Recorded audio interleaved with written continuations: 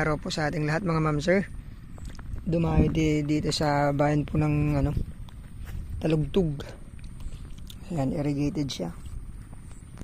So may sukat po ito na 7 hectares, 7.4 to be exact, 74,000 square meter. So ito yung start ng lupa. Ito from yung irrigation na to, galing doon, may irrigation pa doon. So dumadalo yung tubig dito sa mga palayan. Ayan, libre po yung kanilang patubig. So ito yung umpisa kasi napagitnaan po ito ng kalsada. Estimated frontage natin nasa nasa 150 mahigit. Hanggang doon yung end po ng nung boundary po ng property sa may mga puno na yan. Tapos lumipat po dito. Ayan, ito naman diretso doon sa may mga akasya. Tapos may mga mangga. Sabi ni tatay sa kubo ng nagtatanim ng palay dito, may malaking fish pond doon. Ayan, tapos irrigated pa rin dito sa kabila. Ito naman, ayan, dumadalo po yung tubig nila kasi nakaharang po doon kasi nagpapatubig po sila doon. So ito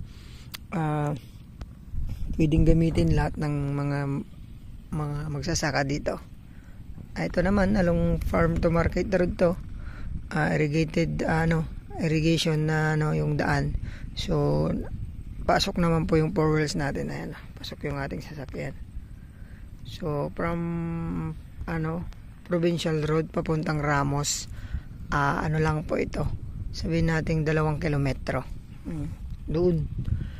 So ito sa mga naghanap po ng rice land, irrigated rice land, ayan, baka magustuhan nyo po to. Bayan po ng Talugtog. Medyo maluwang nga lang po, pero talagang tutusawa naman po sa pagtatanim. Ayan, nakaprepare na po itong lupa na liglig na, so may naitanim na rin po. So pagka nabili natin to, tayo na po yung pagbibigyan po ng kanon o kaya rent ng property na to, yung 7 hektarya na to. So sabi ni tatay, 3 title to pero magkakapatid, tapos tatay nila yung isa. So buhay daw po silang lahat, sabi ni tatay. Ayan po, hanggang dun po sa may kubo na yon, tapos may mga melina doon. Hindi lang tayo makapuntas doon kasi medyo katatapos nilang magkuliglig, basa yung pilapil. Pero pagka dalaw nyo po rito, ito sigurado naman pwede na tayong makalakad papunta doon sa kubo na yon. So may laman daw po na tilapia at saka mga dalag. Halo-halo na yung karga ng ating fish pond. Ayan, napakaganda, plat na plat po yung property natin. Tapos ayan, bundok ata ng Balunggaw. Tapos yun naman bundok po ng Kuyapu. Ayan, so medyo maluwang po itong linalakad natin, ay binibidyo natin. 7 hectares irrigated siya. Ayan, nandun po yung mga caretaker natin. Ayan ho, ito diretso to, maraming kabahayan po doon. Diretso po yan. Someday masisimento daw, sabi ni tatay to, kapatid ni Mayor kasama natin. Ayan po, mga 150 meters frontage. Try natin makapunta dun sa dulo para makita natin yung buo. Ito, makakasama po ito. Tapos magkuliglig.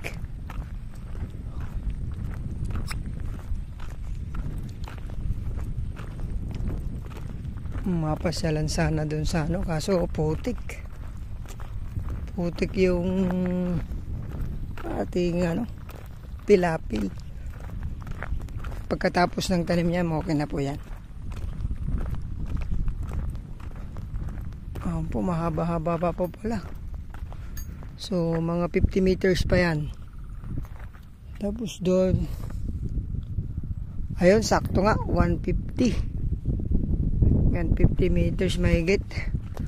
So, ang asking price ni seller dito mga ma'am sir, 150 per square meter. Sagot po nila yung kanilang capital gains, saka siyempre ang kanilang agent. Ayun po, bayan po ng ng Talugtog, 7.4 hectares, titled property, wala pong extrajudicial, malinis po yung title. Yun, sana magustuhan nyo. Salamat po, God bless po sa ating lahat.